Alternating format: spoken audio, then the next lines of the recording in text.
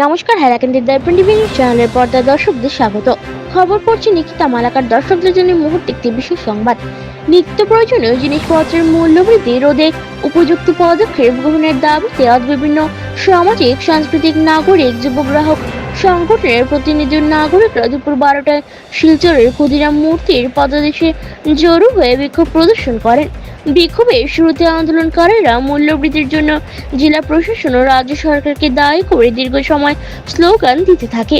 বিক্ষোভ শেষে বিভিন্ন সংগঠন ও নাগরিকদের পক্ষ থেকে নিত্য প্রয়োজনীয় জিনিসপত্রের মূল্যবৃদ্ধি রোধে জেলা প্রশাসনের পক্ষ থেকে অত্যাবশ্যকীয় পণ্য আইন অনুযায়ী কালোবাজারি, মুনাফাখোর, একাংশ অসাধু ব্যবসায়ী ও সিন্ডিকেট রাজের বিরুদ্ধে দ্রুত ব্যবসা গ্রহণ করা, জেলায় মজুতজাত সামগ্রী যথাক্রমে আলু, পেঁয়াজ ইত্যাদির স্কন্ড যাচাই করে সেগুলোর কৃত্রিম সংগঠন সৃষ্টিকারীদের চক্রান্ত ভেস্তে দিতে প্রশাসনের পক্ষ থেকে সেগুলোর মূল্য ধার্য করে বিক্রয় ব্যবসা করা, কাঁচা সামগ্রী যথাক্রমে শাক, সবজি, ফল, মাছ, মাংস ইত্যাদি বিক্রয়ের ক্ষেত্রে মধ্যভোগীদের বেআইনি কার্যক্রম রোধ করতে সরকারি যেসব জিনিস কৃষকদের কাছ থেকে ক্রয় করে ক্ষুদ্র ব্যবসায়ীদের কাছে পৌঁছে দেওয়ার ব্যবস্থা করা হয় এবং জনগণের সুবিধা ক্ষেত্রে প্রতিটি বাজারে গণমাধ্যমে নিত্য প্রয়োজনীয় জিনিসপত্রের দাম প্রশাসনের পক্ষ থেকে ধার্য করে তালিকা করে টাঙিয়ে রাখার দাবিতে একটি স্মারকপত্র জেলা আয়ুক্তের নিকট প্রদান করা হয়। বিস্তারিত তথ্য দেখতে হলে সঙ্গে থাকুন হাইলাকান্দি দর্পণ টিভি নিউজ চ্যানেলের পর্দায় এবং নিত্য নতুন খবর পেতে হলে সঙ্গে থাকুন। অবশ্যই চ্যানেলটি একটি লাইক করুন ও ফলো করে দেবেন যাতে সবার আগে নতুন খবর আপনার কাছে পৌঁছতে পারে। ধন্যবাদ।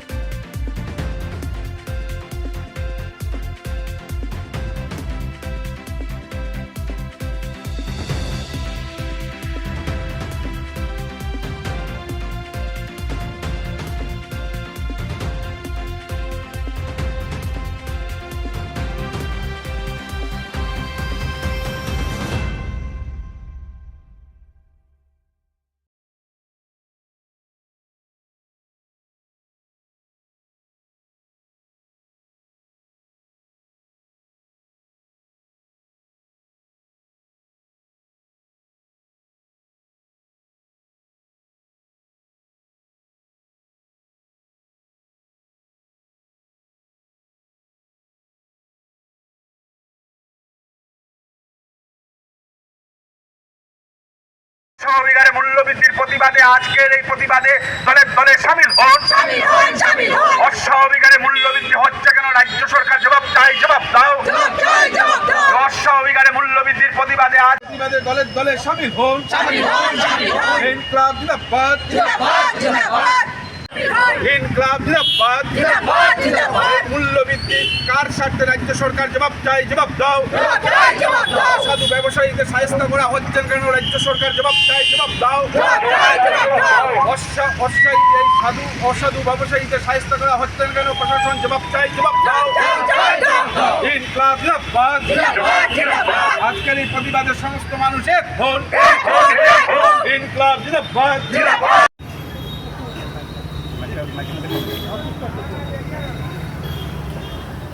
বরাক উপত্যকায় আর্থিক, সামাজিক সব ব্যবস্থাই ভেঙে পড়েছে। বন্ধুগণ, আমরা যেখানে দাঁড়িয়ে আছি তার সামনে দিয়ে এই শিলচর শহর, যেটা আসামের দ্বিতীয় বৃহত্তর শহর, সেই শহরের একটাই রাস্তা এই ক্যাপিটাল পয়েন্ট থেকে রাঙ্গিরখাড়ি পর্যন্ত গেছে, হয়ে মেডিকেলে গেছে। সেই রাস্তার অবস্থা ভয়াবহ। আমরা এমন অবস্থায় আছি যে রাজ্য সরকার আমাদের জন্য একটা রাস্তাও সঠিকভাবে ঠিক করে রাখতে পারছে না। এই হলো আমাদের অবস্থা। বন্ধুগণ, এখন চারদিকে ফ্লাড চলছে। এই ফ্লাডের পরিস্থিতিতে আমরা জানি অনেক সময় জিনিসপত্র বাইরের থেকে আসতে পারে না।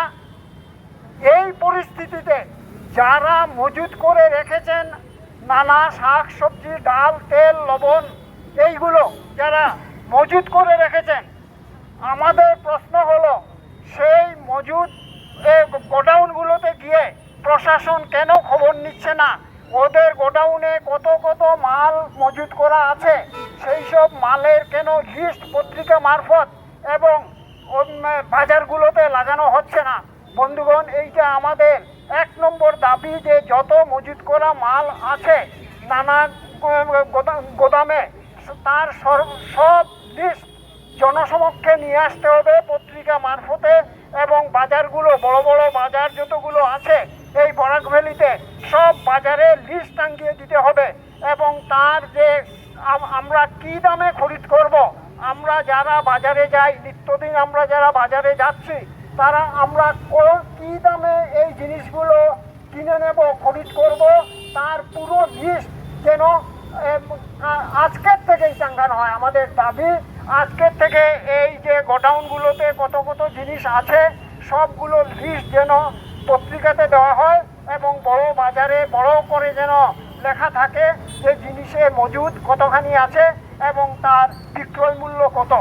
বন্ধুগণ, এই জিনিস প্রশাসনের পক্ষে কিছুক্ষণ আগে আমাদের এইখানে এসে জিজ্ঞেস করা হলো যে আপনাদের এইখানে যে আসছেন আপনাদেরকে কি পারমিশন নেওয়া আছে? আমরা এইখানে দাঁড়িয়ে দুটো কথা বলবো, তার জন্যে পারমিশন নেওয়া আছে কিনা না সেইটা তলব করা হচ্ছে প্রশাসনের তরফ থেকে, কিন্তু আমরা প্রতিদিন ডাল ভাত খেতে পারছি কিনা না তার খবর কিন্তু প্রশাসন নিতে আগ্রহী নন। বন্ধুগণ, এই হলো আমাদের পরিস্থিতি।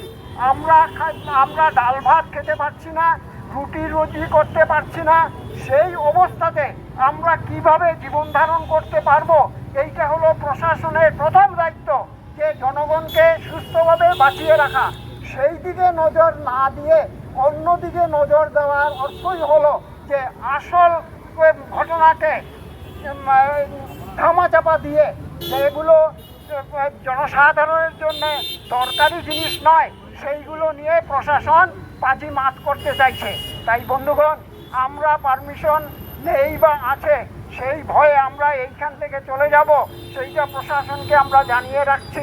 কখনোই সম্ভব হবে না। আমরা আমাদের ভাত কাপড়ের জন্য এখানে এসে উপস্থিত হয়েছি, আমরা যাতে আমাদের বাচ্চা বাচ্চা নিয়ে, ছোট ছোট ছেলে মেয়েদেরকে নিয়ে আমাদের জীবন ধারণ করতে পারে, সেই অবস্থায় যাতে সরকার আমাদেরকে রাখে, সেই দাবি রাখার জন্যই আমরা এইখানে এসে উপস্থিত হয়েছি। এবং যতক্ষণ পর্যন্ত সেই দাবি সরকার মেনে না নেবে ততদিন পর্যন্ত আমরা কিন্তু আমাদের এই দাবি আমরা জানিয়ে যাব, আমরা দাবি তুলতে থাকবো।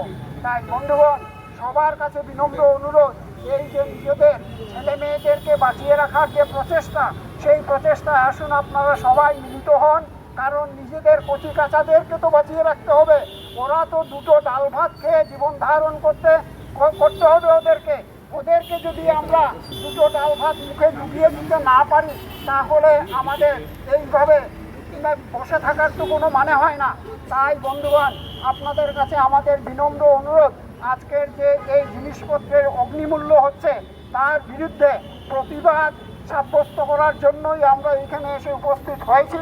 আপনাদের সবার কাছে আমাদের বিনম্র অনুরোধ যে আসুন, আপনারা সবাই এসে এই দাবি উত্থাপনে আপনারাও যোগ দিন, এবং আমরা সরকারকে যাতে বুঝিয়ে দিতে পারি যে জনগণ জেগে উঠেছে এবং সরকারকেও এখন জেগে উঠতেই হবে। সরকারকেও এখন এই ব্যবস্থা নিতেই হবে যাতে কোনো একজন জনসাধারণেরও, এই বরাকভ্যালিতে বসবাস করা 42 লক্ষ লোকের একজনও যাতে উপস্থিতে না থাকে, এবং তারা যেন সবাই ডাল ভাত খেয়ে বাঁচতে পারে এই দুর্দিনে। তাই বন্ধুগণ, আপনাদের সবার কাছে আমাদের বিনম্র অনুরোধ যে আসুন, আজকের এই দাবি আমাদের যে অগ্নিমূল্য হয়ে গেছে, বাজারে গেলে যে কোনো জিনিসের দাম গতকাল যেটা 60 টাকা ছিল, আজকে গেলে সেটা 100 টাকা। বললে ওরাও বলতে পারে না যে কেন 60 টাকার জিনিস 100 টাকা হয়ে গেল। বন্ধুগণ, এইটার উত্তর দিতে হবে প্রশাসনকে। প্রশাসন এসে বলুক, প্রশাসন নামুক রাস্তায়, নেমে এসে বাজারে, প্রত্যেকটা বাজারে প্রশাসন যাক। প্রশাসন গিয়ে যারা পাইকারি ব্যবসা করছেন তাদের কাছে যে স্টক আছে সেই স্টকের লিস্ট নিয়ে কেন জিনিসপত্রের দাম রাতারাতি বাড়ানো হচ্ছে। যেই একদিনের জন্যে রাস্তা বন্ধ হয়ে গেল, একদিনের জন্যে যে জিনিসপত্র আসতে পারলো না এই বরাকভেলিতে, তারপর দিনই দেখা যায় যে 100 গুণ 150% 100% দাম বাড়িয়ে দেওয়া হয়। কি অদ্ভুত অবস্থা! আমরা কোন দেশে আছি যে একদিনের রাস্তা বন্ধ হওয়ার জন্যে মজুদ হওয়া যে জিনিসপত্র, বড় বড় গোদামে যে জিনিসপত্র মজুদ করে রাখা হয়েছে সেইগুলোর দাম কেমন করে বেড়ে যায়। এইটা একটা আশ্চর্য ঘটনা বন্ধুগণ। সেই দাম কেমন করে বেড়ে যায় আমরা কেউ বুঝতে পারি না, কিন্তু আমাদের সেই বর্ধিত দামে জিনিস কিনতেই হয়। যদি জিনিস আমরা কিনতে না চাই, দোকানদাররা স্পষ্টভাবে বলেন তাহলে অন্যখানে চলে যান, যেখানে আপনি কম দামে জিনিস পাবেন সেইখানে চলে যান। এই ক্ষেত্রে প্রশাসনের নেমে আসা উচিত ছিল, বাজারে বাজারে ঘোরা উচিত ছিল, পাইকারি গোদামগুলোতে যাওয়া উচিত ছিল এবং সেই পাইকারি গোদামগুলোতে কি কি জিনিস কত মাস আগে এনে মজুত করে রাখা হয়েছে, তার কি ক্রয় মূল্য, এইগুলো সব সরকারের জানা। সেই ক্রয় মূল্যে যেভাবে ক্রয় মূল্যের উপরে কিছুটা লাভ ধরে যেভাবে বিক্রি করতে হয় সেইভাবে বিক্রি হওয়া উচিত, তা নয় একদিনের রাস্তা বন্ধ হওয়ার জন্যেই সমস্ত জিনিসের দাম 100 গুণ 100% 150% বেড়ে গেল। এইটা কি অদ্ভুত কথা! কোন দেশে আমরা বাস করছি? তাই বন্ধুগণ, সবার কাছে আমাদের বিনম্র অনুরোধ যে সবাই আসুন, সবাই এসে এই যে দ্রব্যমূল্য বৃদ্ধি, এই যে অহেতুক দ্রব্যমূল্য বৃদ্ধি, যার জাতাকলে পড়ে আমরা আমাদের জীবন অতিষ্ঠ হয়ে উঠছে, সেই জাতাকল থেকে যাতে আমরা বাঁচতে পারি, তাই সবার কাছে আমরা বিনম্র অনুরোধ রাখছি যে আসুন আজকের এই দাবি দিবসে এই জিনিসপত্রের যে আকাশচুম্বী দাম, সেই আকাশচুম্বী দামের বিরুদ্ধে আমরা যাতে সক্রিয় হতে পারি, আমরা যাতে সোচ্চার হতে পারি, তার জন্য আসুন সবাই মিলে আমরা দাবি তুলি যে আমাদের জিনিসপত্রের দাম কোনো মতেই বাড়তে পারবে না। যে জিনিসপত্রগুলো গোদামগুলোতে মজুত করা আছে সেই জিনিসপত্রের দামগুলো কেন